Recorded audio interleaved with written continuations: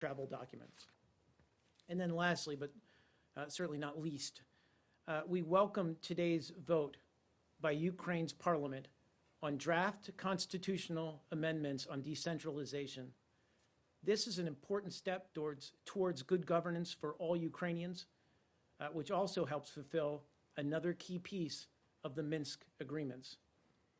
We deplore the violence outside the parliament today that reportedly resulted in the death of at least one police officer, as well as dozens of injuries. Our thoughts are with the families and friends of those killed and injured. We call on all Ukrainians, no matter their affiliation or organization, to respect law and order. We fully respect Ukrainians' right to engage in peaceful protests, but in a democratic society, grievances must be addressed peacefully and lawfully. We also call for a full investigation into the cause of today's violence. Those responsible should be held accountable. With that, I'll go to your questions. Just before we get... Please, you go ahead. You had a Ukraine question. Ukraine, and then I'll get... She had a question, hand up before. Please. You commented on the violence in Kiev in your opening statement. Do you think the Ukrainian government can use force against the ultranationalist rioters causing violence in Kiev? Well, our position, and it doesn't apply simply to the situation in Ukraine, is pretty clear on this. We believe everyone has a right to peaceful protest, whether... If it's not peaceful, then that's, we would ask any law enforcement agency to conduct themselves with restraint. But certainly they have an obligation to uphold peace and law in that country. But it's also an obligation on any protesters, no matter what they espouse, to do so in a peaceful way. Just one more, please. Yeah, please. So some of these same ultranationalist groups attacked the police at Maidan 2 years ago, and the U.S. message to the government at the time was, do not use force, those are just protesters. Would you say the same thing to the current Ukrainian government in Ukraine, to the current Ukrainian government? Again, and I say this realizing that, in many of these situations, it can be a very murky situation, in terms of violence, who causes what or who starts what. But, law enforcement agencies need to exercise restraint.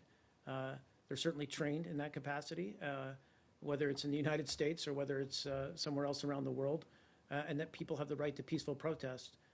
But there's an obligation, as I said, on the protesters to also behave in a peaceful manner, which I think we saw in large part on the Maidan several years ago.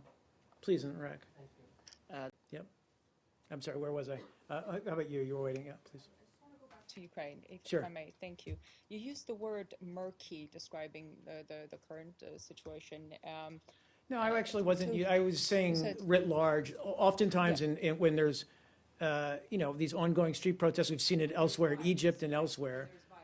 Yeah. Well, 2 years ago, the message that came from the U.S. was more clear and less murky, and that it was to urge the government at the time not to use force, even though some of the same groups who came out to the parliament on Monday threw Molotov cocktails at the police and so on and so forth. Why should the approach to these nationalist groups be different now as opposed to 2 years ago?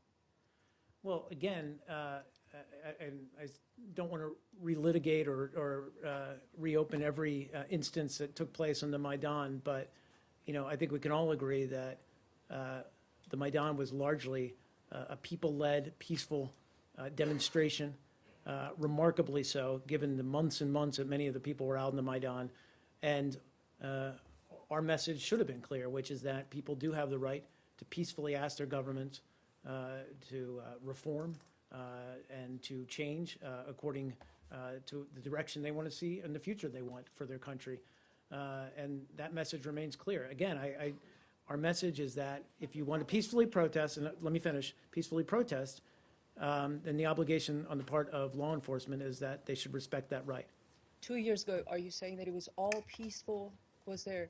This is the last thing I'm going to say about it. I said, I can't speak to every incident that took place on the Maidan, but by and large, yes, it was a dignified, peaceful protest on behalf of the Ukrainian people. Did you see footage in the back, of please. rioters answered. throwing Molotov cocktails I answered the at question. the Please police go and ahead. shooting Hi, at the I answered the question. Go Question ahead. from the UK.